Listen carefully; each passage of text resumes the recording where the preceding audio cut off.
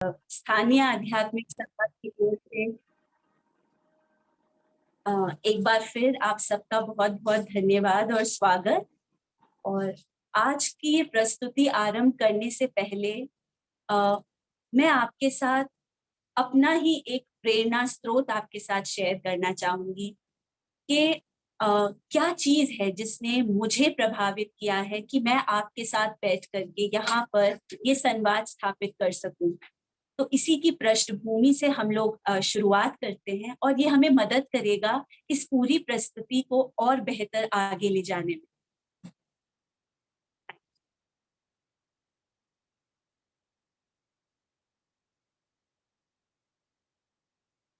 तो हम लोगों ने पहले के सत्रों में भी बहाउल्लाह का नाम सुना है।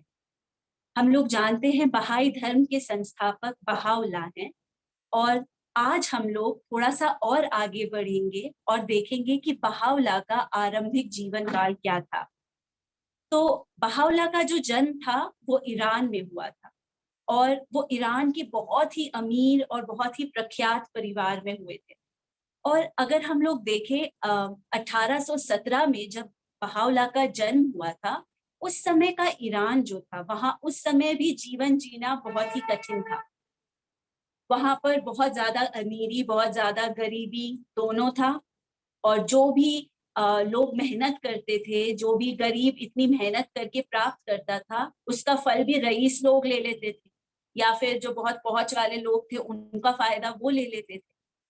और उस समय जमींदारी सिस्टम था।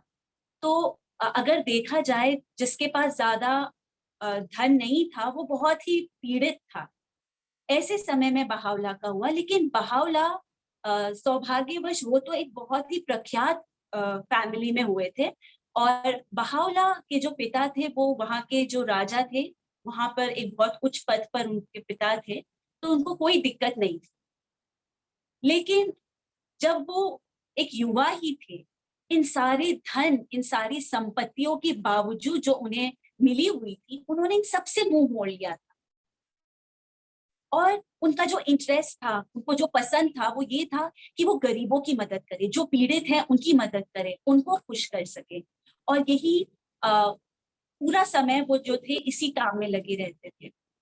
यहाँ तक कि जब बहाउल्लाह के पिता का देहांत हुआ था, तब बहाउल्लाह को उनके पिता का पद भी दिया गया था, लेकिन बहाउल्लाह ने उसे भी अस्वीकार कर दिया, केवल इसी इच्छा में कि वो गरीबों की मदद कर सके, शोषित जो थे उनकी मदद कर सके। यस। अब बहाउल्लाह एक युवक ही थे कि वो जल्द ही ईरान में गरीबों के पिता के रूप में जो है कहलाने लगे। इतने ज्यादा वो गरीबों की मदद में थे कि वो जल्द ही वो गरीबों के पिता के रूप में जाने गए। और जब वो 27 वर्ष के थे, तब एक खास चीज जो हुई वो ये था कि बहाउल्लाह ने बाबी धर्म को स्वीकार किया। और बाबी धर्म उस समय एक आध्यात्मिक आंदोलन लेकर आ गया था पूरे ईरान में। तो वहां के जो ये सामाजिक व्यवस्था थी उसके अंदर तुरंत ही 6 वर्षों के अंतराल में काफी कुछ एक क्रांति सी लाकर रख दी थी दिव्यात्मा बाब ने। और उस समय बहाउल्लाह ने भी बाबी धर्म को स्वीकार किया था। जैसे कि मैं आपको कुछ उदाहरण देती हूँ कि ये 1844 में जब बाबी धर्म हुआ, दिव्यात्मा बाब ने उद्घोषणा करी, और 1850 में जब उनको शहीद कर दिया गया। इन्हीं कुछ समय के अंतराल में एक जो बहुत बड़ी क्रांति आई वो ये था कि एक महिला जो थी ताहिरा के नाम से, वो बिना बुर्का के सामने आई और उसने महिलाओं के दर्जे को पुरुष के समान बताने की जो शिक्षा थी वो दुनिया के सामने सर्वप्रथम पेश किया। स्त्री पुरुष की समानता की, अब वो समय है स्त्री और पुरुष एक बराबर हैं। तो वो एक बहुत बड़ी चीज थी उस समय पर होने के लिए। और दूसरा, उन्होंने वहां की जो प्रथाएं थी, जैसे कि उस समय ये प्रथा थी कि कोई भी सोने या चांदी के बर्तनों का उपयोग नहीं करेगा। लेकिन दिव्यात्मा बाब ने उसमें भी एक परिवर्तन लेकर आए, और ऐसी कई चीजें थी जिनके अंदर वो एक क्रांतिकारी परिवर्तन लेकर आए। और शीघ्र ही पूरे ईरान में ये एक आग के जैसे फैल गया था।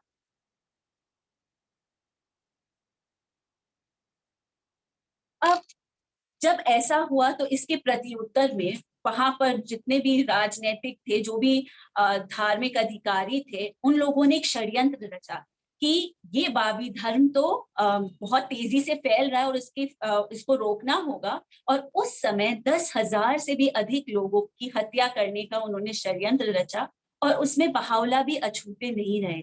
बहावला को भी कैद किया गया और बहावला को भी उत्पीड़न सहना पड़ा।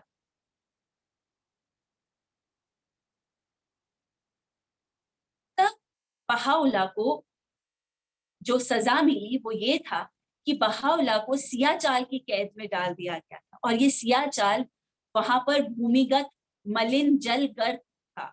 यानी अगर आप अंडरग्राउंड में एक बहुत जहाँ पे पब्लिक बात लिया जाता था, वो एक जगह थी जहाँ पे बहावला को उस समय पर डाल दिया गया था।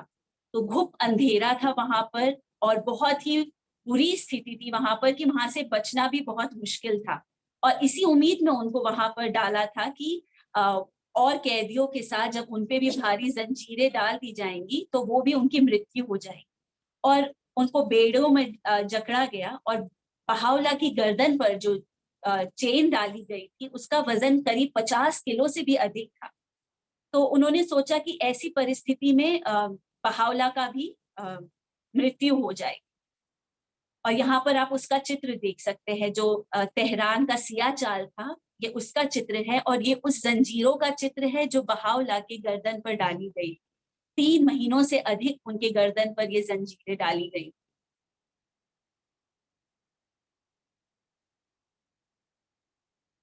लेकिन इन हालतों में भी बहाउल्लाह ने उस कैद में रहे और वहां से बच निकले। हालांकि उनकी तबीयत बहुत खराब थी, लेकिन तो भी वो बच निकले। और तब उस समय कैद में जब वो सिया चाल में थे, उन्हें पहली बार ईश्वर का प्रकटीकरण, ईश्वर का ज्ञान प्राप्त हुआ, और तब उन्हें ये समझ में आया कि उनका मिशन क्या है। और उन्होंने समझ लिया कि उन्हें अब एक वैश्विक सभ्यता का निर्माण करना है। तो अब वो समय आ चुका है कि पूरी विश्व को एक करने का उनका मिशन था। ये बहावला को सर्वप्रथम सियाचाल की कैद पर ज्ञात हुआ था कि सारी पृथ्वी एक देश है और समस्त मानव जाति इसके नागरिक हैं। और उन्होंने ये समझा कि ये वैश्विक सभ्यता का जो निर्माण होगा वो ही मानव जाति की आध्यात्मिक परिपक्वता के युग में उन्हें लेकर जाएगा। अब हम लोग यहाँ पर ये देख सकते हैं, ये जो आपके सामने चित्र है, आप इसको देख सकते हैं, और इसमें हम देख सकते हैं कि ईश्वर ने समय समय पर मानव जाति के लिए ईश्वरीय अवतारों को भेजा है। तो हम देखते हैं कृष्ण आए, अलग अलग ईश्वरीय अवतार समय समय पर आए, और हजरत मोहम्मद तक जब ये ईश्वरीय अवतार आते गए, आदम से जो चक्र चालू हुआ और हजरत मोहम्मद तक जो ये चक्र था, ये पूरा भविष्यवाणियों का चक्र था। और फिर हमने देखा दिव्यात्मा बाप, जिनके बारे में हमने अभी अभी देखा भी था, दिव्यात्मा बाप के आगमन के साथ ये जो भविष्यवाणियों का चक्र था वो समाप्त हो जाता है, वो पूर्णता के चक्र में बदल जाता है। तो पूर्ति का चक्र आरंभ होता है।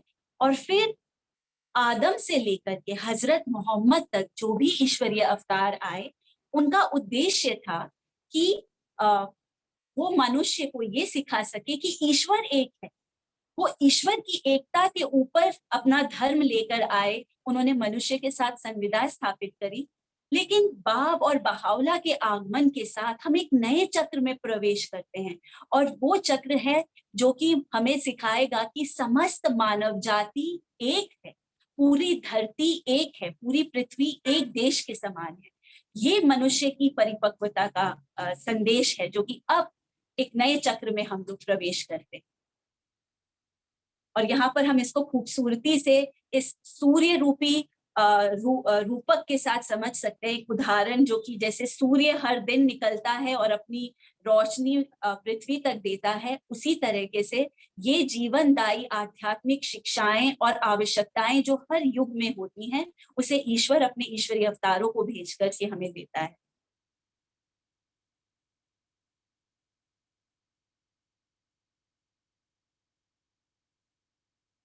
अब बहावला जब सियाचाल की कैद से निकले और तब उनको एक और निष्कासन के लिए भेज दिया गया और हमेशा के लिए उन्हें ईरान से बाहर कर दिया गया, उनकी जन्मस्थली से उन्हें अलग कर दिया गया और उनके जीवन के बाकी जो 40 वर्ष थे उन्होंने कैदी के रूप में ऑटोमन साम्राज्य में बिताए थे।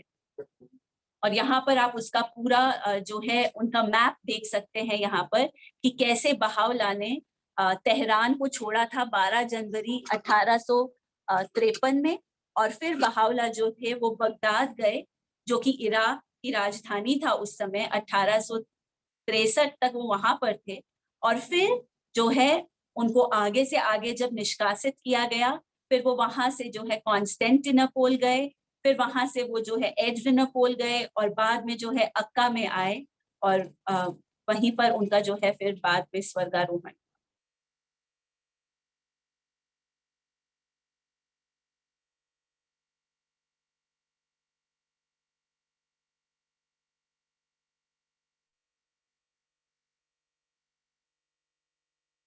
अब हम देखते हैं कि आज करीब 170 वर्ष बाद भी आज जब हम बहाई समुदाय को देखते हैं, आज एक बहाई समुदाय एक विश्वव्यापी समुदाय के रूप में उभर करके सामने आ गया है और पूरी धरती के हर एक कोने में आपको कहीं ना कोई बहाई अवश्य मिलता है।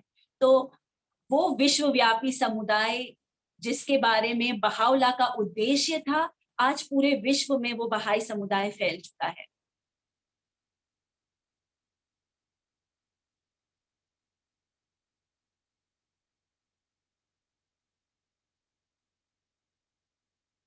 अब हम लोग अगर यहाँ पर अगर हम लोग आगे बढ़ते हैं तो हम देखते हैं कि यहाँ से हमारा जो पृष्ठभूमि थी वो आपके सामने मैंने स्पष्ट करी कि बहाई शिक्षाएं और बहावला से संबंधित हमने थोड़ी बहुत जो समझा। अब यहाँ से हमारी प्रस्तुति आरंभ होती है और हम लोग देखते हैं कि आज का जो हमारा शीर्षक है हम उसके साथ कितना न्याय कर पाते हैं। तो हम देखते हैं प्रतियोगिता क्या है सर। सबसे पहले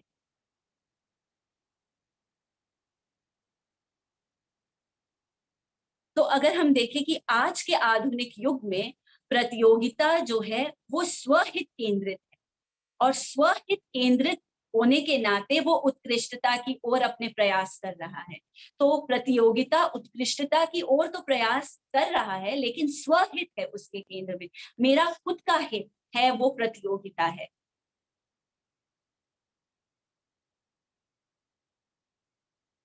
और फिर सहयोग जो है, सहयोग है सर्वहित केंद्रित है। तो सहयोग जो है वो भी उत्कृष्टता की ओर किया गया अतः प्रयास है लेकिन वो सर्वहित पे केंद्रित है। तो हम इन दोनों के संबंध में आज का जो हमारा शीर्षक है हम इसको आगे बढ़ाकर लेकर जाएंगे। अब हम लोग देखें कि ये जो प्रतियोगिता है वो प्रतियोगिता जो है वो विशेष करके हम लोग अगर एग्जाम्पल देखें एक तरफ प्रतियोगिता और एक तरफ सहयोग का, तो एक उदाहरण के साथ हम लोग इसको देखते हैं कि मान लीजिए आज कई सारे टूथपेस्ट हैं मार्केट में, तो कई तरह के मंजन हैं जिसके मार्केट में है और आपके भी ख्याल आता है कि ये मंजन का अगर मैं व्यवसाय करूं तो मेरे लिए भी अच्छा होगा और आप इसी सोच में आप एक मंजन का उत्पादन करना आरंभ करते हैं और आप भी जैसे बाकी मंजन बनते हैं आपने भी वैसा ही एक मंजन बना दिया और आपने क्या किया, एडवर्टाइजमेंट का सहारा लिया और एडवर्टाइजमेंट के सहारे से आपने उसका इतना प्रचार किया और आप भी उसमें आपने बहुत बिजनेस कर लिया। लेकिन ये था कंपटीशन की रेस में आपने अपना व्यवसाय को आगे लेकर जाना एक टूथपेस्ट बनाने के नजर। लेकिन सहयोग क्या कहता है, कोऑपरेशन क्या कहता है हमको कि मान लीजिए मुझे अगर मेरे ख्याल आता है कि मुझे एक काम करना है, मुझे भी एक व्यवसाय होना चाहिए मेरे लिए ताकि मैं भी किसी पे निर्भर ना रहूं, आश्रित ना रहूं और मैं भी इंडिपेंडेंट रह सकूं। तो मैंने सोचा कि मैं एक मंजन बना दूं, लेकिन मैं सोचती हूँ कि मैं ऐसा कोई मंजन बनाऊं जो वास्तव में दांतों को कुछ अलग बेहतर करने में मदद कर सके। तो ऑलरेडी बहुत सारे मंजन हैं, लेकिन क्या मैं कुछ खोज कर सकती हूँ जिससे कि मेरा मंजन और कैविटीज को बढ़ने से रोक सके और उसके लिए मैं शायद अपनी जेब से कुछ अलग से भी लगाती हूँ ताकि मैं एक और बेहतर मंजन जो वास्तव में दांतों के लिए अच्छा हो वो बना सकूं। और हम लोग उसके उस मंजन के लिए अपना प्रयास करते हैं और फिर वो मंजन बनता है, तैयार होता है और मार्केट में जाकर पहुंचता है।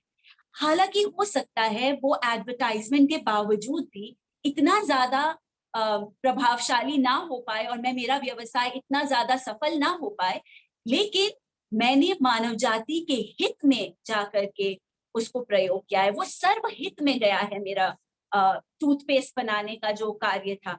तो सहयोग दिखाता है कि हमारा जो भी कार्य हो कैसे सर्वहित से जुड़े। लेकिन जो कंपटीशन की ही मानसिकता में रहते हैं वो केवल खुद के हित के बारे में सोचते हैं कि उनको फायदा होना चाहिए, बाकी किसी को हो या ना हो। तो हम आगे बढ़ सकते हैं। अब हमारा जो सांचेबद्ध मानसिकता जो है वो क्या है, हम लोगों को जो मोल्डेड जो माइंडसेट बनाया गया है, तो ये माइंडसेट हमारा बनाया गया है। ये माइंडसेट कहाँ से आया, देखते हैं हम।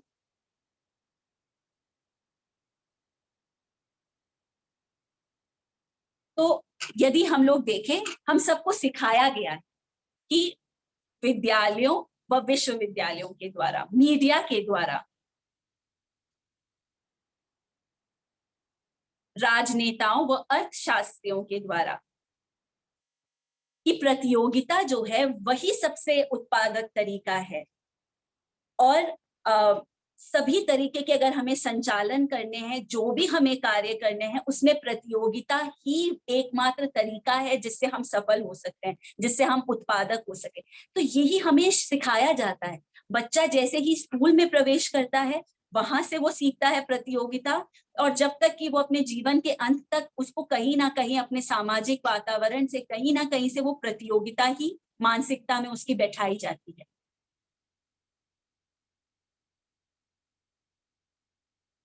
अब कुछ ऐसी तरीके हैं जिनको हमारे समाज में अपनाया गया और उनके मूल में तो प्रतियोगिता बिल्कुल बस चुका है और उसको आप निकाल ही नहीं सकते वहां से। उनके फ्रेमवर्क, उनके रूपरेखा, सब जगह पर प्रतियोगिता ही बस चुका है।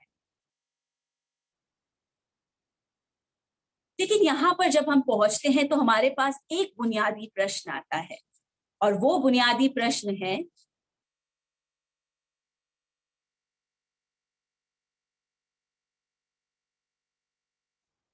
कि क्या इस प्रतियोगिता की संस्कृति में हम में से अधिकतर लोग जो हैं, हम अधिकतर की बात करें, क्या वो खुश हैं? यहाँ पर हम लोग जो यहाँ पर बैठे हैं, हम में से कुछ डॉक्टर्स हैं, हम में से कुछ बिजनेसमैन हैं, हम में से कुछ हो सकता है टीचर्स होंगे, हम में से कुछ स्टूडेंट्स होंगे। हम लोग अलग अलग तबके के हैं, हम सब इस प्रतियोगिता की रेस में हैं। लेकिन हम में से क्या अधिकतर लोग इस संस्कृति में खुश हैं? सबसे बड़ा बुनियादी प्रश्न यही है।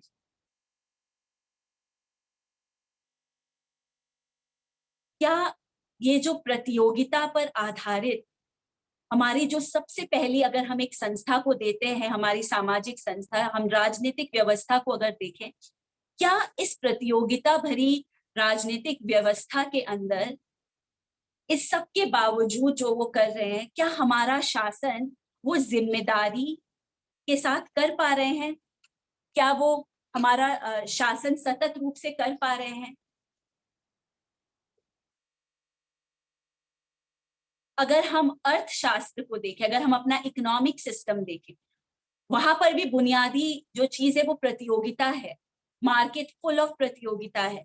तो वहां पर अगर हम देखें, क्या हम अ, अ, देख सकते हैं कि क्या हर एक व्यक्ति को वहां पे अर्थपूर्ण रूप से, सम्मानजनक रूप से रोजगार पूरी आबादी को मिल पा रहा है इस प्रतियोगिता भरे संस्कृति के अंदर? क्या हमारी जो ये न्याय प्रणाली है, क्या वो इस हाशिए पर रहने वाले समुदाय के अधिकारों को बचा पा रही है?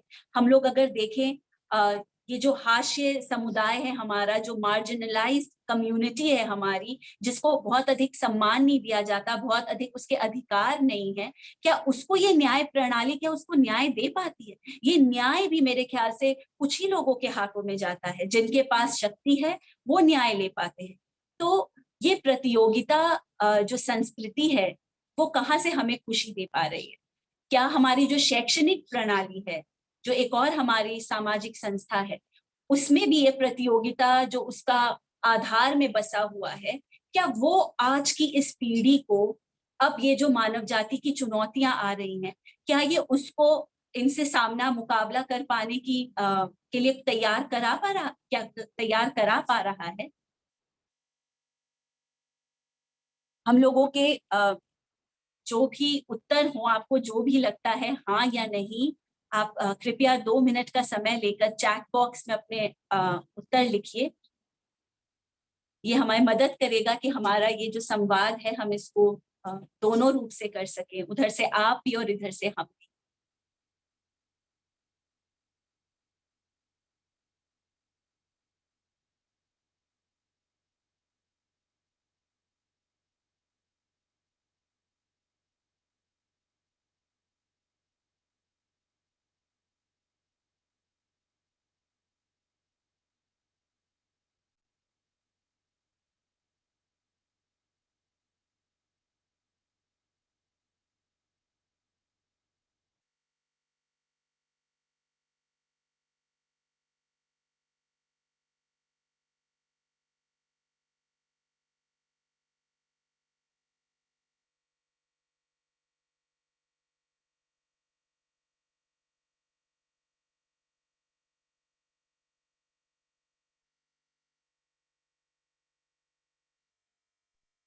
हाँ, ज्यादातर मित्रों का नहीं आ गया है।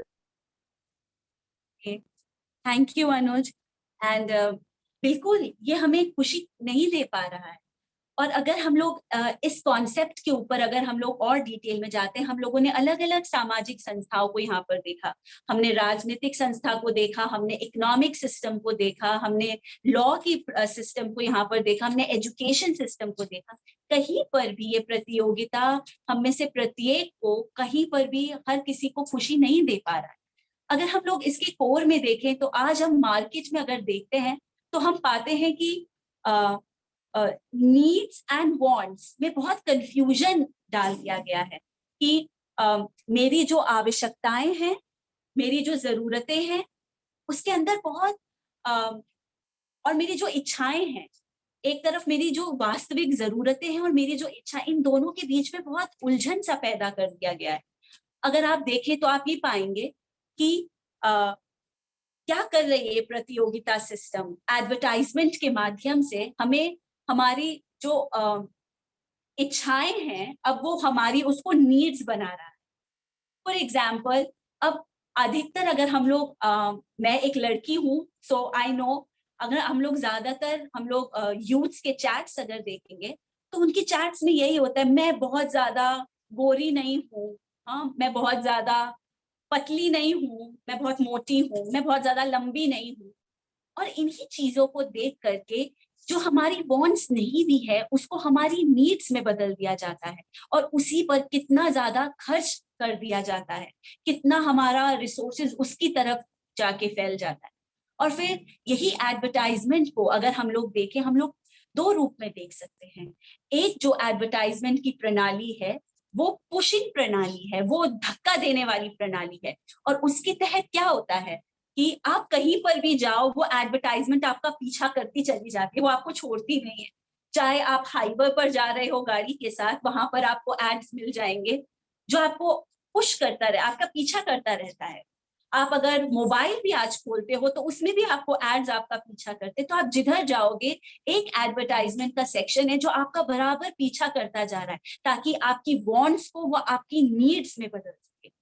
और फिर एक दूसरा एडवर्टाइजमेंट का पहलू है जो कि हम लोग यहाँ पर उसको आज की इस संवाद में जोड़ सकते हैं, और वो है पुल करना। मैं पुल करूं एडवर्टाइजमेंट को मेरी आवश्यकता के अनुसार। मान लीजिए मैं आज सुबह उठती हूँ और मुझे लगता है मेरे को इसके बारे में कुछ उत्तर चाहिए, कुछ समाधान चाहिए, और फिर मैं तुरंत ही उसके बारे में खोज करने लगती हूँ, मार्केट में कौन सी चीज मेरी इस नीड को, मेरे इस प्रश्न का उत्तर है। और उस अनुसार मैं अलग अलग जगह में अन्वेषण करती हूँ, एक्सप्लोर करती हूँ, और फिर मैं अपना समाधान प्राप्त कर लेती हूँ। तो मेरे ख्याल से हम लोग आज के इस संवाद में कैसे हो सकता है हम अधिक से अधिक ये पुल करने वाला, खुद खींचने वाला हम खुद खोजें, हम खुद उस समुद्र में जाके देखें मेरा समाधान मुझे कौन दे सकता है, और मैं उसकी छटाई करूं और मैं उसको अपनाऊं। ये मेरे ख्याल से एक बेहतर होगा हमारे आज के समुदायों के लिए, इसके पीछे जाना, बजाय इसके कि हम इस जो धक्का देने वाली और जो हमारा पीछा करती हुई आ रही है एडवर्टाइजमेंट की तक।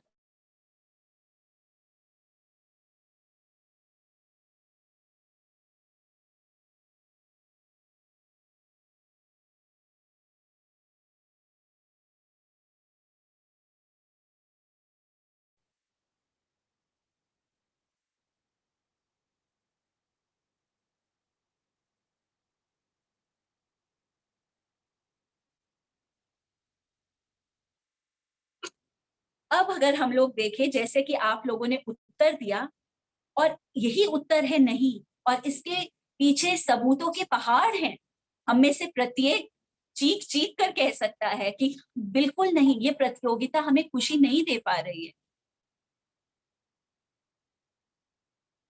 बल्कि अधिकतर लोग जो हमारे दुनिया में, पूरे विश्व में, पूरे विश्व की अगर 8 बिलियन की आबादी है, तो इसमें से अधिकतर लोगों को तो ये प्रतियोगिता विफल कर देती है।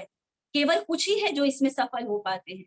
एक उदाहरण जो आप देख सकते हो वो है, हम में से कितने ऐसे हैं जो कि गवर्नमेंट जॉब्स के दीवाने हैं, कितने ऐसे हैं जो कॉम्पिटिटिव एग्जाम्स देने के दीवाने हैं, कितने लोग हैं जो कि उसको अप्लाई करते हैं, कितने लोग उसके लिए फॉर्म्स एप्लीकेशन तैयार करते हैं, लेकिन कितनों को उसमें सीट मिलता है। तो अधिकतर लोग तो इस प्रणाली के अंतर्गत वो फेलियर्स है, वो लूजर्स हैं, और केवल कुछ ही हैं जो विनर्स हैं। और ये विनर्स और लूजर की भीड़ में बहुत कुछ खोया चला जाता है। हम अब चल के देखते हैं इस प्रतियोगिता के परिणाम क्या है। एक परिणाम जो है, जो मेरे दिमाग में सबसे पहले आता है, और वो ये है कि जैसे ही हम लोग इस प्रतियोगिता की रेस में जाते हैं ना, उस उत्कृष्टता को स्वहित के साथ प्राप्त करने की जो ये रेस में हम लोग भागना शुरू करते हैं, वो सबसे पहले हमें क्या कर देता है, कर्ज में डाल देता है। क्योंकि हमारी वांट्स को तो नीड्स में बदल दिया एडवर्टाइजमेंट ने। अब जब वो नीड्स बन गई मेरी, तो मेरे बच्चों की नीड्स हो गई, मेरे परिवार की भी वही नीड हो गई, और उसके पीछे मैं क्या कर लेती हूँ, अपने लिए बहुत सारा कर्ज बना लेती हूँ, उधारी पर आ जाती हूँ। और उस उधार को फिर चुकाने के चक्कर में मैं क्या करती हूँ, मेरे को घंटों एक्स्ट्रा काम करना पड़ता है ताकि मैं अपने लोन्स को पे कर सकूं, ताकि मैं अपने कर्ज को चुका सकूं। तो उसके लिए मुझे 2 गुना 3 गुना ज्यादा मेहनत करना पड़ता है। मेरे वर्किंग आवर्स जो थे वो जितने थे उससे मेरे को 3 गुना ज्यादा काम कर, और उसका फिर परिणाम क्या होता है, हमें केवल अप्रसन्नता मिलती है, हताशा मिलती है। जो समय मेरे पास कुछ अपने परिवार के साथ भी बिताने को था, वो भी तहस नहस हो जाता है। चिड़चिड़ापन, घर में लड़ाई झगड़ा और टकराव होने लगते हैं। ये एक साधारण सा परिणाम है इस प्रतियोगिता के रेस में जब हम लोग आगे बढ़ते हैं। और ऐसे ढेरों आर्थिक समस्याएं उत्पन्न हो गई हैं, जिसको अगर हमने अभी तुरंत हल नहीं किया तो न जाने और कितने कष्ट पैदा करेगा। और जब हम उन डेब्ट्स को मान लीजिए पूरा नहीं कर पाते, कितने लोग ऐसे हैं जो सुसाइड करते हैं, कितने ऐसे हैं जो कि मानसिक रूप से अपने स्वास्थ्य को गवा बैठते हैं, और न जाने क्या क्या इसकी समस्या जिनको तुरंत हल करने की आवश्यकता है। और यही नहीं, हमने धरती को भी उपेक्षित किया है, हमने धरती को शोषित किया है अपनी इस प्रतियोगिता की रेस में, अपने स्वहित को पूरे करने के रेस में हमने धरती को अनसस्टेनेबल कर दिया है, अरक्षणीय कर दिया है हमने। हमारे क्या थी हमारी धरती और हम उसको क्या करते चले जा रहे हैं, ये चिंता का विषय है। हमने अपनी भूमि को, अपने महासागर को पूरी तरीके से दूषित कर दिया है, प्लास्टिक से, केमिकल से, कहीं से अछूता नहीं छोड़ा है उसको, कार्बन डाइऑक्साइड से।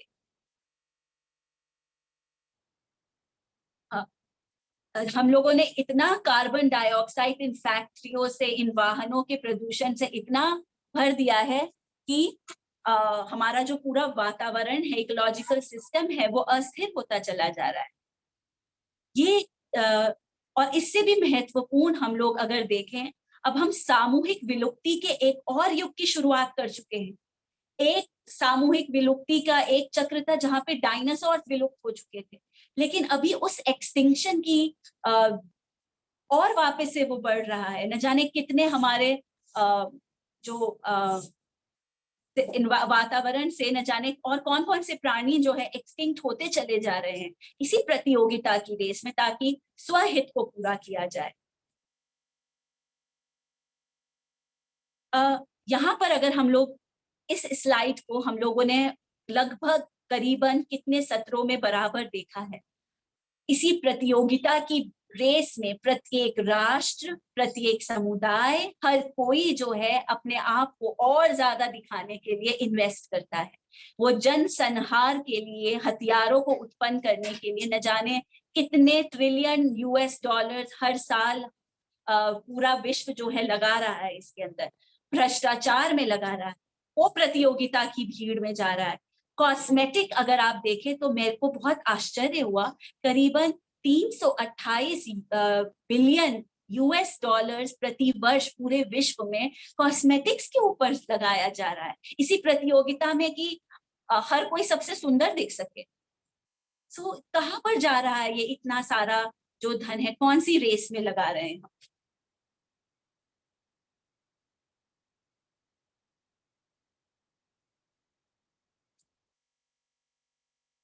अब हम लोग ये जानते हैं कि जैसे जैसे ये प्रतियोगिता की हम रेस में बढ़ते हैं, एक छोटा सा व्यवसाय जो स्थापित करता है, एक छोटा सा प्रोफाइल का जब एक व्यवसाय समाज में आता है, तो ये जो बड़े इनहेरिटेड, बहुत स्थापित और वेल डेवलप्ड जो बिजनेसमैन होते हैं या मार्केट जो चल रहा है, वो उस बेचारे को तो जीने ही नहीं देता, उसका तो दम वहीं पर घोट देता है, उसके उसके अधिकार ही उसको नहीं मिल पाते। वो प्रतियोगिता में प्रवेश करता है और तुरंत ही गायब भी हो जाता है, उसको जगह ही नहीं मिल पाती है।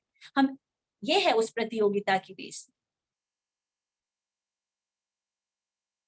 अब अगर हम लोग देखें तो इससे भी अधिक हम लोग अगर देखें, हम पाएंगे कि ये पूरी तरीके से आज मानव जाति के शासन को सभी सामाजिक संस्थाएं बिल्कुल असमर्थ हो रहे हैं इनका शासन करने के लिए।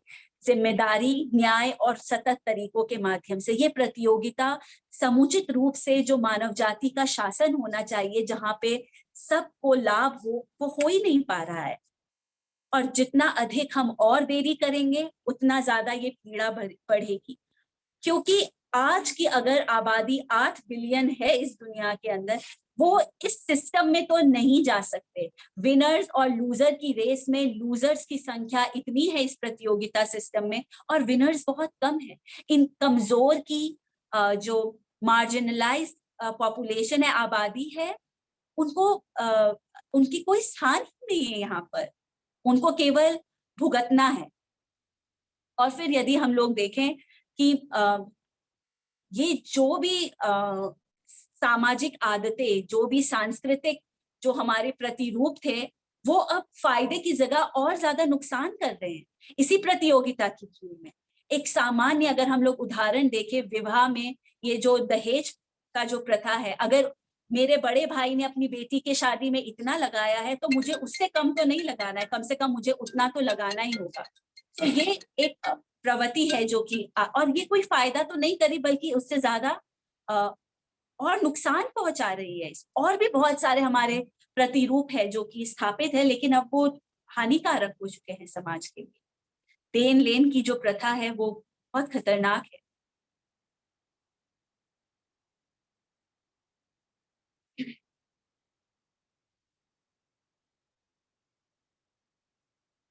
अब आते हैं हम मुद्दे के ऊपर कि यदि ये संस्कृति इतनी आपत्तिजनक है, तो क्यों ना हम खुद से पूछे कि ये फिर भी क्यों चलायमान है।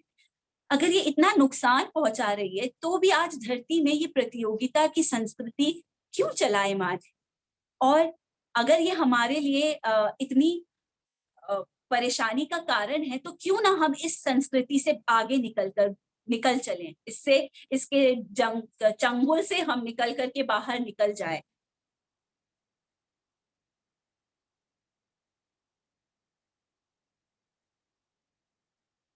ये इसलिए इतना मुश्किल हो गया है इस संस्कृति से बाहर निकलना, क्योंकि कई बहुत शक्तिशाली मिथक जो है, मिथ जो है, जो सच्चाई से बहुत अलग है, उन्होंने इस संस्कृति को कायम रखा रहे हैं। हम उनमें से कुछ की आज चर्चा करेंगे। सबसे पहला जो मिथ है वो ये है कि कहा जाता है कि जो मानव स्वभाव है वो स्वार्थी, आक्रामक और प्रतियोगी है। तो मनुष्य को स्वभाव से ही स्वार्थी कहा जाता है, आक्रामक और प्रतियोगी कहा गया। लेकिन वास्तविकता क्या है? वास्तविकता ये है कि मानवीय विज्ञान ये प्रदर्शित करता है कि मनुष्य दोनों करने के लिए समर्थ है। वो प्रतियोगी भी हो सकता है, लेकिन वो अहंकार व परोपकार दोनों को कर सकता है। मनुष्य चाहे तो वो परोपकारी बन सकता है, चाहे वो अहंकारी बन सकता है। अब हम क्या बनते हैं और हम क्या कर पाते हैं, ये हमारी परवरिश पर आश्रित है ना। हमें जो परवरिश में सिखाया गया है हम वही बनते हैं। तो हमारा शिक्षा व प्रशिक्षण हमें क्या सिखा रहा है कि परोपकारी बनो या अहंकारी बनो, प्रतियोगिता की रेस में स्वहित देखो कि सहयोग की रेस में सर्वहित को देखो। तो हमारा सामाजिक वातावरण हमें क्या सिखा रहा है? बचपन से, पैदाइशी स्थल से हमें क्या सिखा रहा है? हमारे शैक्षणिक ढांचे हमें क्या सिखा रहे हैं? और वर्तमान की जो प्रोत्साहन प्रणाली है, जो हमें इंसेंटिव दिया जाता है, वो कैसे दिया जाता है? जो विनर होगा उसी को स्थान मिलेगा, जो लूजर होगा उसको नहीं मिलेगा। तो हम ऐसे ऐसे चीजों में हैं। और फिर हम क्या पसंद करते हैं? हम परोपकारी होना पसंद करते हैं या हम अहंकारी होना पसंद करते हैं? ये सारी चीजों पर आश्रित है कि कैसी संस्कृति होगी हमारी, प्रतियोगी होगी या सहयोगी होगी।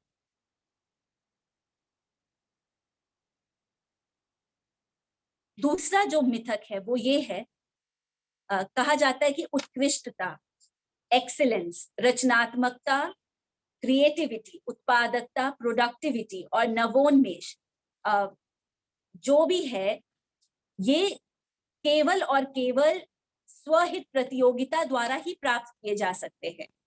तो जो भी इनोवेशन बोलो, एक्सीलेंस बोलो, क्रिएटिविटी बोलो, प्रोडक्टिविटी बोलो, ये केवल जो है स्वहित के माध्यम से प्राप्त किया जा सकता है और कोई माध्यम से प्राप्त नहीं किया जा सकता। ये एक मिथ है। लेकिन वास्तविकता क्या है? मानव विज्ञान ने अब ये दिखलाना आरंभ कर दिया है कि स्वहित मानव का प्रेरणा नहीं है कि वो उत्कृष्ट बने, वो रचनात्मक बने, वो उत्पादक और नवोन्मेष कर सके, बल्कि ये तो उसको कमजोर करती है। फॉर एग्जाम्पल, मैं आपको यहाँ पर एक उदाहरण देना चाहूंगी। माइक्रोसॉफ्ट का एग्जाम्पल है।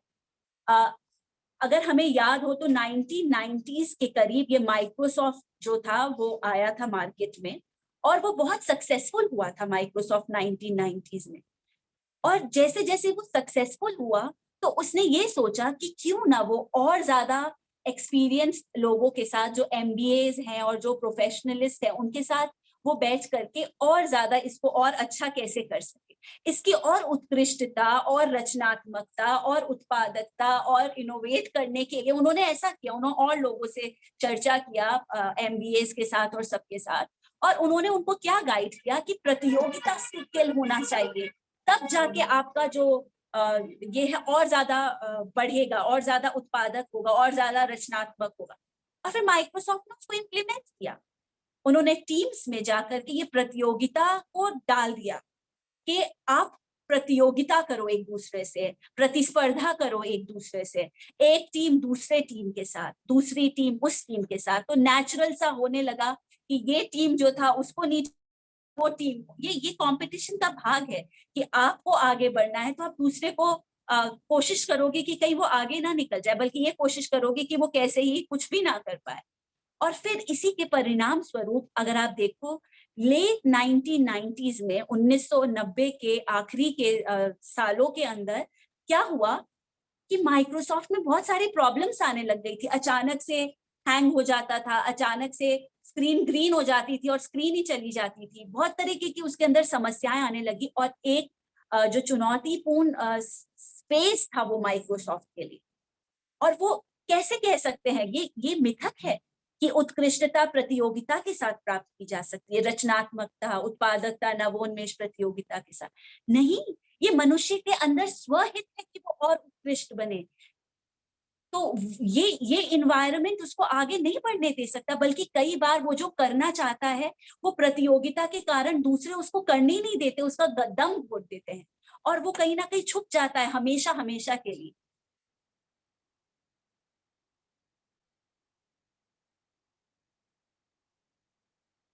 और यदि हम लोग इसके आगे अगर हम लोग और जाकर देखें तो हम ये पाएंगे कि सच में ईश्वर ने मनुष्य को कुलीन बनाया था, नोबल बनाया, और इसीलिए वो उत्कृष्टता, रचनात्मकता और इन सब के लिए हमेशा प्रेरित रहता है कि वो कैसे और बेहतर कर सके। उसे प्रतियोगिता की इसमें कोई खास जरूरत है नहीं।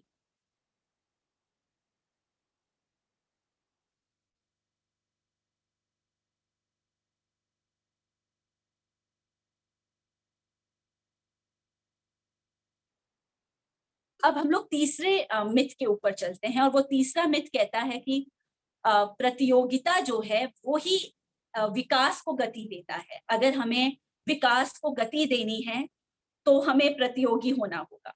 लेकिन देखते हैं वास्तविकता क्या है। वास्तविकता कहती है कि जो विकासवादी जीव विज्ञान है वो हमें अब म्यूचुअलिज्म के बारे में बताता है, पारस्परिक आश्रय के बारे में सिद्धांत को बताता है। और इस म्यूचुअलिज्म के सिद्धांत के अंदर, पारस्परिक आश्रय के सिद्धांत के अंतर्गत हर एक स्पीशी को लाभ मिलता है। और ये अधिक शक्तिशाली बल अगर ना भी हो, लेकिन प्रतियोगिता के बराबर शक्ति तो कम से कम रखता ही है। ये वास्तविकता है। तो क्यों ना हम प्रतियोगिता को स्विच ऑफ करके हम म्यूचुअलिज्म के मोड को अपनाएं। तो क्योंकि ये दोनों एक शक्तिशाली हैं। तो यहाँ पर हम लोग देखेंगे आगे कि कैसे कई फायदे हैं जब हम लोग म्यूचुअलिज्म को लेते हैं। क्योंकि पहला तो ये है कि प्रत्येक को लाभ मिलेगा, प्रत्येक जीव इससे लाभान्वित होता है। एक एग्जाम्पल जो हम लोग देख सकते हैं वो है कोशिकाओं का एग्जाम्पल। हम लोग देखते हैं कि कैसे हमारे हार्ट सेल्स, हमारे ब्रेन सेल्स, हमारे हर एक जो सेल है उनका एक अलग अलग फंक्शन है। लेकिन कैसे ये म्यूचुअलिज्म के साथ एक दूसरे के साथ म्यूचुअल होकर के एक पूरे ऑर्गेनिक लाइफ को आगे बढ़ाते हैं। तो सेल्स के अंदर भी हम लोग म्यूचुअलिज्म का कॉन्सेप्ट देखते हैं। एक और जो सिद्धांत है जो हम देखते हैं वो है H2O का सिद्धांत। अगर हम लोग यहाँ पर इसको समझें तो ये है कि अगर हाइड्रोजन को आप अकेले में देखते हो तो हाइड्रोजन खुद अपने आप में कंबस्शन और फायर लेकर आ सकता है। और ऑक्सीजन को भी आप अलग से देखो तो वो भी आग को बढ़ा सकता है। ये दोनों अलग अलग जब तक कि रहते हैं तब तक ये कोई मदद नहीं कर पाते हैं। लेकिन जब म्यूचुअल हो जाते हैं, जब ये म्यूचुअलिज्म के पारस्परिक आश्रय में जब हाइड्रोजन के 2 एटम्स और ऑक्सीजन का एक मिल जाता है, तब वो जीवनदायी जल बनता है जिसे आप और हम सबको जीवन प्रदान किया है। तो यदि हाइड्रोजन और ऑक्सीजन दोनों अपनी अपनी ऐठ में रहते तो ये जीवनदायी जल बनता कहाँ से? ये इन दोनों के म्यूचुअलिज्म के कारण है, जो कि तो ये इतना शक्तिशाली है कि ये जीवन का स्रोत बन जाता है। एक और उदाहरण हम लोग देख सकते हैं यहाँ पर, और वो उदाहरण है कि अगर आप एल्गे और फंगाई जो है वो मिल करके एक लीचन बनाते हैं जो अपने आप में एक नया जीव है। आप लोगों ने इसको पढ़ा होगा। तो एल्गे जो है वो एक माइक्रो ऑर्गेनिज्म है, और वो एल्गे की खास बात ये है कि वो जो है उसके अंदर क्लोरोफिल्स होते हैं और वो फोटोसिंथेसिस कर सकता है। और जो फंगाई होता है वो प्रोटेक्शन दे सकता है। उसके अंदर सेल्स होते हैं जो कि प्रोटेक्शन प्रदान कर सकते हैं।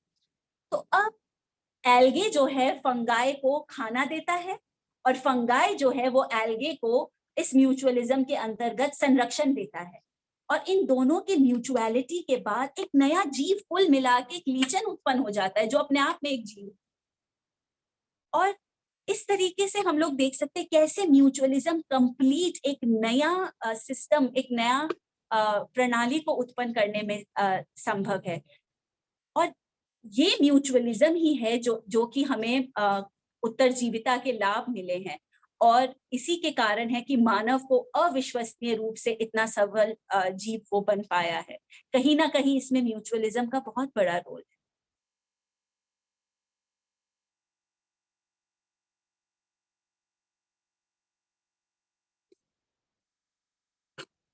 अब हम लोग देखते हैं कि बहावला ने क्या सिद्धांत दिए हैं।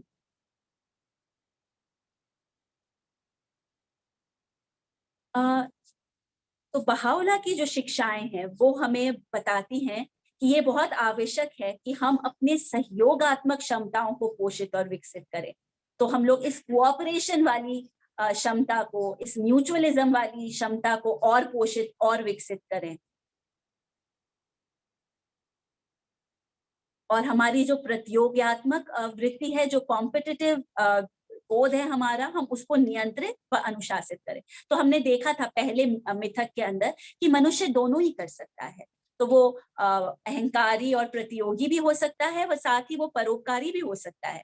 तो हमें देखना होगा हम कैसे अपने सहयोगात्मक परोपकारी वाली क्षमताओं को और पोषित करें और इस प्रतियोगियात्मक वाली वृत्ति को और नियंत्रित व अनुशासित करें।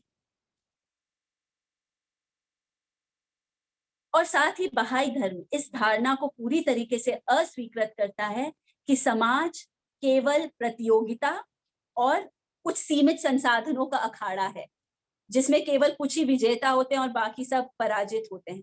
तो ये तो पूरी तरह से अस्वीकृत प्रणाली है। हमें कोऑपरेशन सीखना होगा। विनर्स और लूजर्स बहुत हो चुके हैं। अब हमने साथ मिलकर के सीखना होगा कि हम कैसे एक दूसरे का सहयोग करें और इस चीज को देखें कि कैसे एक का हित जो है वो सर्वहित है और सर्वहित में ही मेरा खुद का स्वहित छुपा हुआ है। तो यहाँ पे विनर्स और लूजर्स का कॉम्बिनेशन ही नहीं बैठता है। एक और चीज जो हम देखते हैं वो है इंटरडिपेंडेंस। तो एक इंटरडिपेंडेंस का कॉन्सेप्ट जो कि बहावला लेकर आए हैं, हमें देखना होगा कि जो मनुष्य है वो इंटरडिपेंडेंट प्राणी है। एक पेड़ अकेले में उग सकता है, बढ़ सकता है, पोषित हो सकता है, फल भी दे सकता है, सब कुछ अपना जीवन पूरा कर सकता है अकेले में एक पेड़। लेकिन मनुष्य नहीं कर सकता। भले ही आप एक डॉक्टर हो, लेकिन तो भी आपको एक स्वीपर की तो जरूरत होगी ही।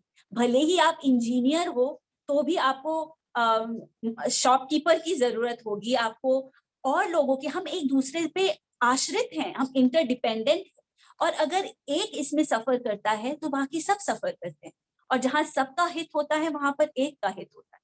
और यही लागू राष्ट्रों के बीच में करता है। एक राष्ट्र दूसरे पर निर्भर है, एक व्यक्ति दूसरे पर निर्भर है, एक समुदाय, एक समाज एक दूसरे पर निर्भर है, एक संस्था एक दूसरे पर निर्भर है, एक राष्ट्र एक दूसरे, और पूरा विश्व एक दूसरे पर निर्भर है।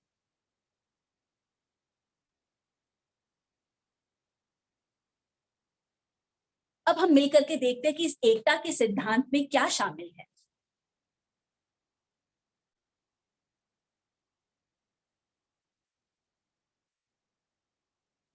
हमें ये पता है कि बहावला की जो शिक्षाएं हैं उसका केंद्र है एकता के ऊपर। हमें पता है बहावला ने जब सियाचाल में उन्हें पहली बार प्रकटीकरण प्राप्त हुआ, जैसे कि हमने देखा, उन्हें ये ज्ञात हुआ उन्हें एक वैश्विक सभ्यता का निर्माण करना है जो मनुष्य की आध्यात्मिक परिपक्वता का चिन्ह होगा। और एकता की सिद्धांत की अब क्या आवश्यकताएं हैं जो बहावला के आने का उद्देश्य है, वो ये है कि प्रत्येक व्यक्ति, प्रत्येक समूह को पूरी तरह से न्याय मिले, न्याय के साथ, न्याय के स्तंभ पर हो। ये एकता न्याय पर आधारित होगी।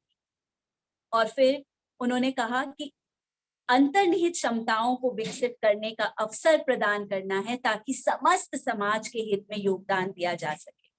तो अगर हमारी जो अंतर्निहित जो क्षमता है हम उसको कैसे विकसित करने का। तो ऐसा नहीं है कि अगर हम लोग यहाँ पर बात कर रहे हैं कि हम लोग अब समाज में अगर एक व्यवस्था लेकर आना चाहते हैं, अगर हम इस प्रतियोगिता को थोड़ा सा हटाकर अगर हम सहयोग को लेकर आना चाहते हैं और इस एकता को लाना चाहते हैं, तो वो न्याय कैसे लेकर आएगा। तो न्याय दो चीजों के ऊपर है, एक है पुरस्कार और एक है दंड।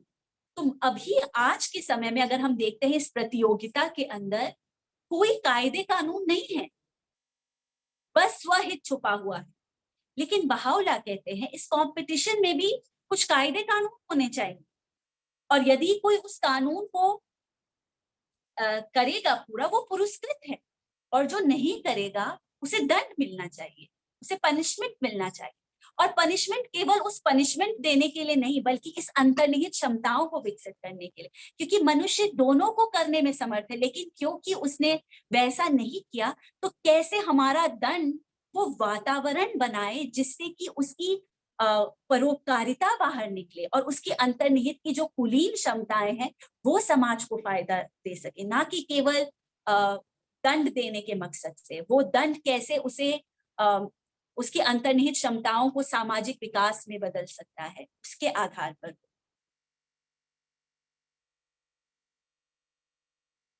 अब हम इतिहास के एक बहुत ही विशेष काल में जी रहे हैं, और यहाँ पे इसको शुरू करने से पहले एक विचार जो मेरे मस्तिष्क में आया, मैं आपके साथ बांटना चाहती हूँ, और वो ये है कि करीब 100 वर्ष पूर्व, करीब 100 वर्ष पहले जो भी हमारे अर्थशास्त्री थे, जो इकोनॉमिस्ट थे, उन्होंने ये देखा कि अगर इसी पैटर्न के साथ अगर हम लोग आगे बढ़ेंगे, तो एक समय आएगा, यानी 100 साल के बाद, यानी अब वो समय आ चुका होना चाहिए कि जहां पर हर एक व्यक्ति को अपनी आवश्यकता करने के लिए और एक अच्छा जीवन जीने के लिए पूरे हफ्ते में करीब केवल 10 से 20 घंटे काम करने की आवश्यकता हो। 10 से 20 घंटा पूरा हफ्ता काफी है एक व्यक्ति की खुशहाली से जीवन व्यतीत करने के लिए। तो वो समय आ चुका होना चाहिए था। हालांकि हम जानते हैं वो समय है, आज ऐसे कई लोग हैं जो कि हफ्ते में शायद 10 घंटे से भी कम मेहनत करते हैं और वो बहुत खुशहाली वाला जीवन, लेकिन वो कितने हैं? क्यों ऐसा हुआ? क्योंकि जो प्रॉफिट डिविडेंड था वो बराबर से वो नहीं पटा, बल्कि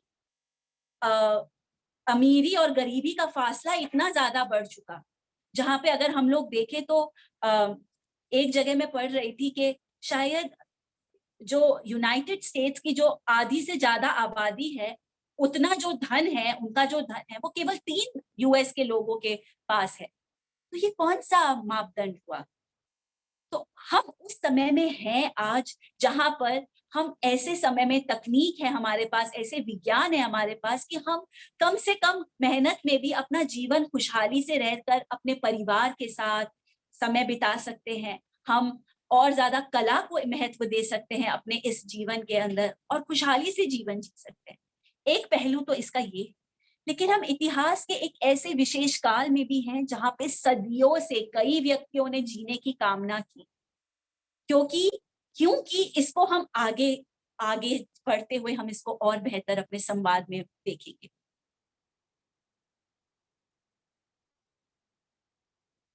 आ, एक तो इसलिए क्योंकि हम आज ऐसे समय में हैं जहां पर आ, अपनी जो हमारी रियल में जो कुलीन जो हमारा आचरण है, हम उसके साथ अपने जीवन को नई सामाजिक व्यवस्था में अनुवादित कर सकते हैं। आज हम चाहें तो हम उसे कर सकते हैं।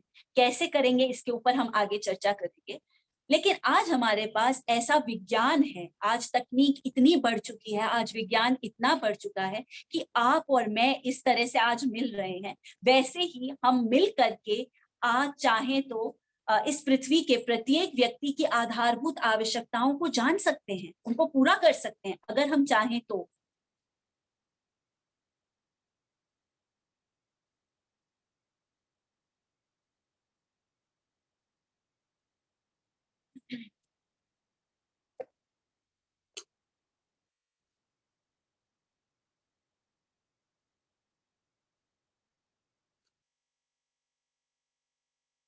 लेकिन ऐसा करने के लिए हमें अपने आगे जाने का पथ खोजना होगा। यहाँ पर एक कॉमा लगाना होगा। आज तक, इस क्षण तक मेरा जो जीवन था, उस पे एक अल्प विराम लगा करके एक नए तरीके से हमें अपने आगे का पथ खोजना होगा। हमें सीखना होगा कि हम कैसे अपने कार्यों को सहयोग के साथ करें, पारस्परिकता के साथ करें और पारस्परिक सशक्तिकरण के सिद्धांत से पुनर्निर्मित करें। ये होना चाहिए हमारा धरातल हमारे प्रत्येक कार्य का, ना कि प्रतिस्पर्धा और प्रतियोगिता।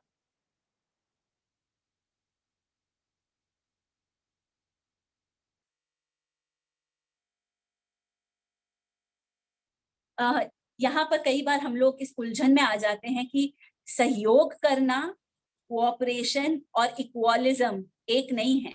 सहयोग व समतावाद एक नहीं है, इसमें फर्क है।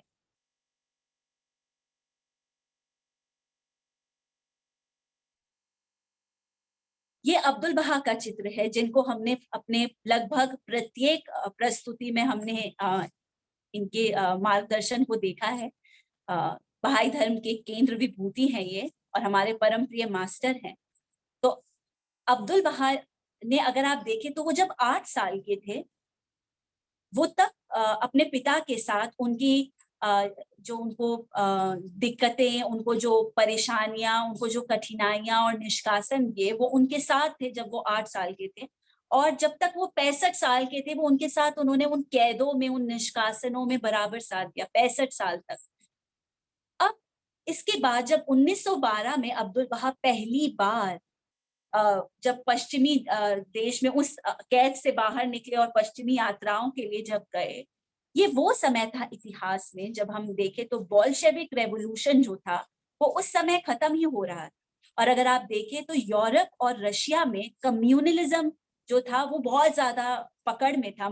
जो मार्क्सिज्म की जो थ्योरी थी इक्वालिज्म के ऊपर, समता लाने के ऊपर, वो बहुत तेजी पकड़ी हुई थी। और तब अब्दुल बहा ने कहा कि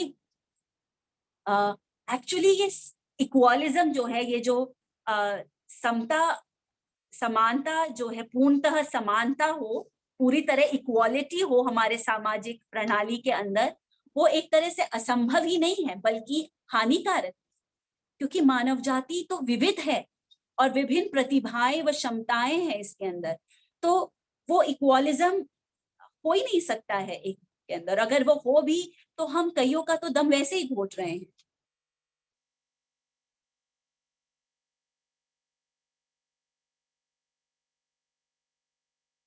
तो अब ये था जो अब्दुल बहा ने कहा, हम सहयोग को बढ़ोतरी देते हैं कि हम कैसे, हम चाहे जो भी हो, मेरे पास चाहे कितनी छोटी सी क्षमता क्यों ना हो, चाहे मेरी क्षमताएं कितनी भी सीमित क्यों ना हो, कितनी भी छोटी क्यों ना हो, वो कैसे अपने लेवल पर पुरस्कृत हो, उसके एफर्ट के आधार पर वो कैसे पुरस्कृत किए जाएं और वो कैसे सहयोग के साथ मानव जाति के हित के लिए प्रयोग में लाए जाए।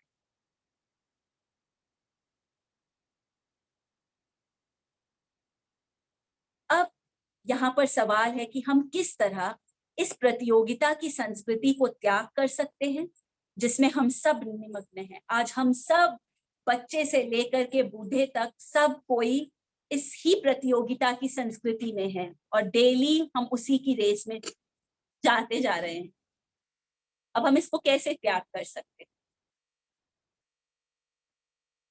अगर देखा जाए तो बहाई धर्म इसका कोई ब्लूप्रिंट तो नहीं देता है, इसका कोई फॉर्मूला नहीं।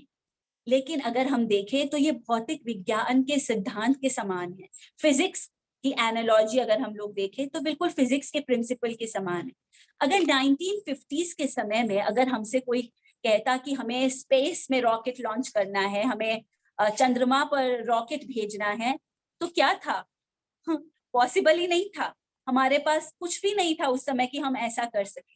हमारे पास जो उपलब्ध था उस समय वो केवल फिजिक्स के कुछ लॉज थे, भौतिक विज्ञान के कुछ नियम थे जो हमारे पास उस समय मौजूद थे।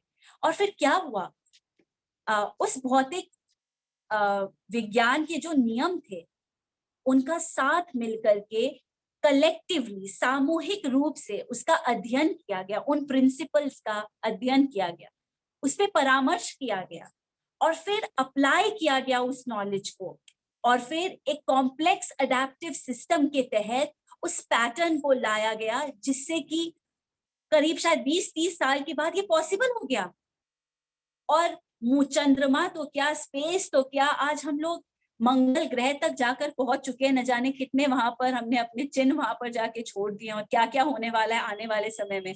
तो ये केवल उस प्रिंसिपल के आधार पर था जो कि तो हमें क्या करना होगा आज, हमारे पास कोई ब्लूप्रिंट और फॉर्मूला तो नहीं है, लेकिन हम लोग यहाँ से जो हमारा जो प्रस्तुति है, हम यहाँ से आपको आमंत्रित करते हैं कि आप और हम मिल करके ये बहावला के दिए गए सिद्धांत, भौतिक विज्ञान के सिद्धांत थे उस समय, हम लोग बहावला के दिए गए बहाई सिद्धांतों का आप और हम मिल करके सामूहिक रूप से इसका अध्ययन करें, परामर्श करें, और फिर इस नॉलेज को अप्लाई करते हुए समाधान ढूंढे कि हम कैसे इससे बाहर निकल सकते हैं। और निश्चित रूप से हम कोई ना कोई तरीका फिर निकाल पाएंगे, फिर ज्यादा दूर नहीं होगा हमारी मंजिल हमसे।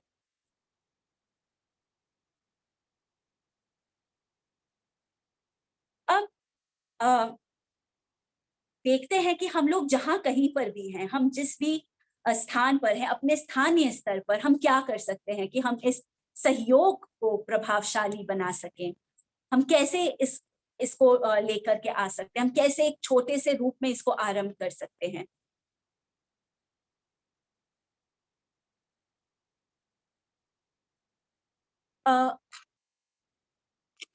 एक कार्य प्रणाली जो बहाई धर्म ने अब उपयोग कर रहा है, जो रूपरेखा जो उसके कार्य करने का है, वो इस तरीके का है कि हम लोग कैसे जो है आध्यात्मिक और सामाजिक रूपांतरण को व्यक्ति के स्तर पर लेकर आए, और जैसे आध्यात्मिक और सामाजिक रूपांतरण होता है, वैसे वैसे हम कैसे अपने समाज में वो रूपांतरण लेकर आ सकते हैं, और पूरे विश्व तक हो जाता है, राष्ट्र और विश्व तक वो पहुंचता है।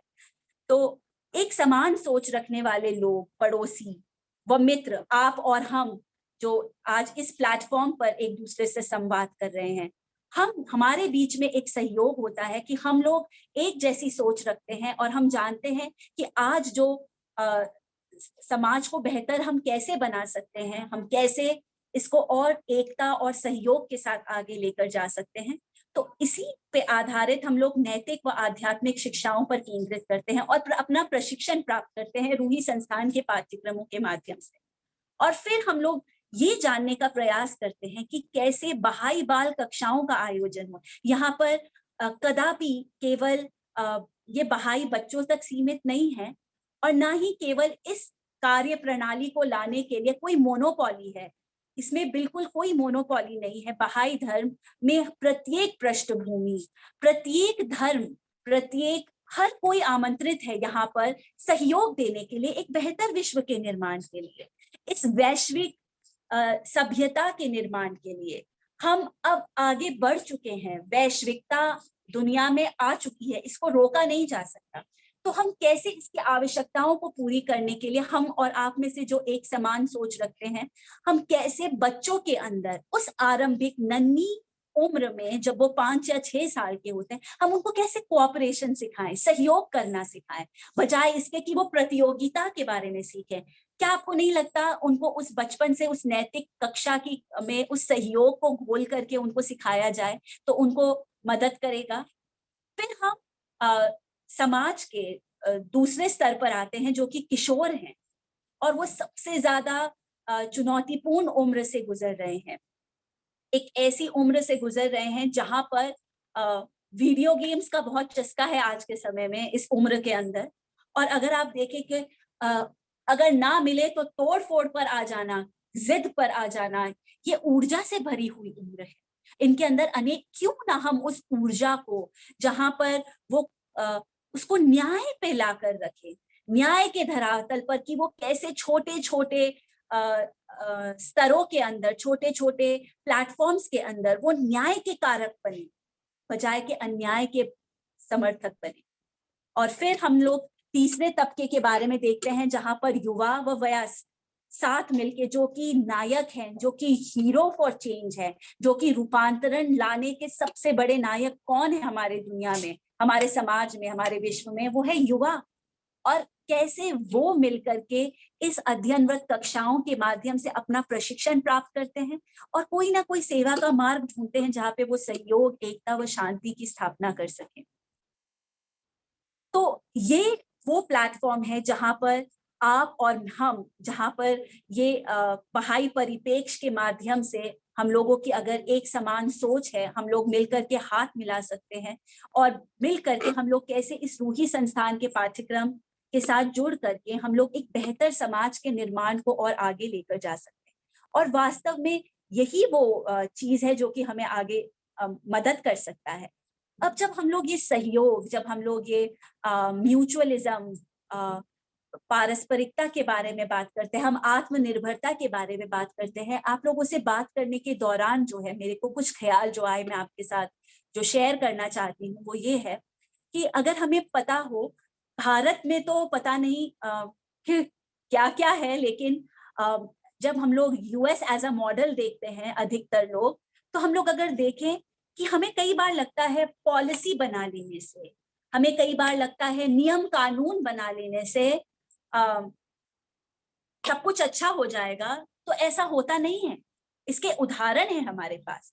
1960 के करीब अगर हम लोग देखें तो जिम क्रो लेजिस्लेशन एक था जो कि यूएस के अंदर मुख्यतः वो रेसिज्म को दूर करने के लिए था। मैं इसलिए ये उदाहरण बोल रही हूँ क्योंकि पिछले कुछ वर्षों के अंदर हम लोग ये जो नस्लवाद है और ये काले गोरे का जो चमड़ी के ऊपर जो इतना खून खराबा और इतना वहशत बनाकर रख दिया है, इसके ऊपर जो है इसको समाप्त करके एक यूनिवर्सल वोटिंग अलायंस को लेकर के आए थे।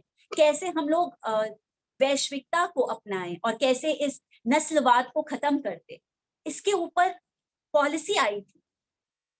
लेकिन क्योंकि लोगों के मन में, मानस में, दिल में सब जगह टूट टूट कर नस्लवाद भरा हुआ था, तो क्या हुआ, वो एक और लेजिस्लेशन, एक और पॉलिसी तो आ गई, लेकिन उसने अपने आप को म्यूटेट कर लिया। इस कोरोना वायरस के जैसे उसने अपने आप को म्यूटेट करके और खतरनाक रूप प्राप्त कर लिया और उसका असर हम अभी तक देख रहे हैं ना। अभी तक रेसिज्म कहाँ वहां पर एक स्टैंडर्ड कंट्री में खत्म नहीं हो पा रहा है, तो हम तो कहीं दूर हैं इस रेस के अंदर।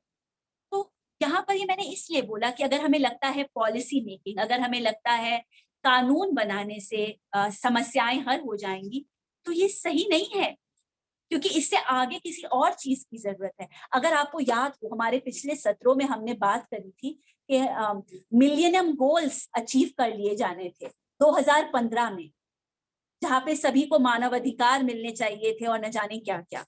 अगर आपको याद हो, हमने इसके बारे में चर्चा की। वो नहीं हुआ। 2015 कब की निकल गई, हम 2021 में, अभी तक उसका अता पता नहीं हम कितने स्पीड में कब कहाँ पर कैसे पहुंचेंगे। खैर, बहरहाल यूनाइटेड नेशंस ने, विश्व संघ ने एक और बार, अब अगर आप लोग गूगल सर्च करेंगे तो 2030 तक सस्टेनेबल डेवलपमेंट गोल्स बताए हैं। सस्टेनेबल डेवलपमेंट गोल्स बाय 2030, उसके अंतर्गत उन्होंने, यूनाइटेड नेशंस हमें गाइड करती है कि हम कैसे पूरी तरीके से जो ये क्या कहते हैं, बेरोजगारी है और जो ये गरीबी है, उसको पूरी तरह कैसे खत्म कर सकते हैं, उसके ऊपर है वो गोल्स। आपको लगता है जब मिलियनियम गोल्स नहीं हो पाए, अब ये 2030 भी आ जाएगी, कितने साल बाकी रह गए हैं 2030 में, हम किधर हैं और हम किधर जाएंगे इन आपत्तियों के बीच के अंदर, मानव जाति भी इन चुनौतियों से गुजर। तो पॉलिसीज बहुत अच्छी हैं और जरूरी हैं, मददगार हैं, लेकिन वो केवल एक साधन नहीं है जो कि चेंज, जो कि ट्रांसफॉर्मेशन, जो कि रूपांतरण लेकर आ सकता है।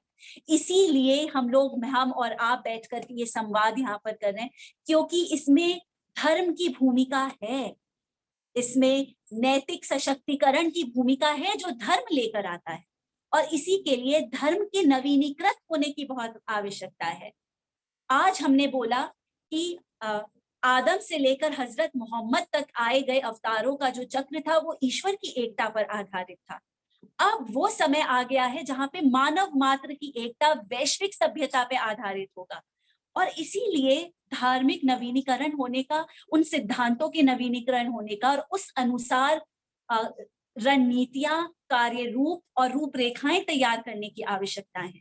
और इसीलिए आप और हम ये संवाद यहाँ पर कर रहे हैं, और इसीलिए हम चाहते हैं कि आप और हम जो एक जैसी सोच रखते हैं, भले ही हमारा धर्म कोई भी हो, भले ही हमारी जाति कोई भी हो, भले ही हम किसी भी पृष्ठभूमि के हो, भले हमारी भाषा जो भी हो, अगर हमारी सोच एक जैसी है कि हमें इस रूपांतरण का भाग बन के समाज को एक बेहतर समाज बनाना है, जो कि एकता के आधार पर, धरातल पर न्याय के साथ बन सकता है, तो हमें हाथ मिलाना होगा और इस बेहतर समाज को का निर्माण करना।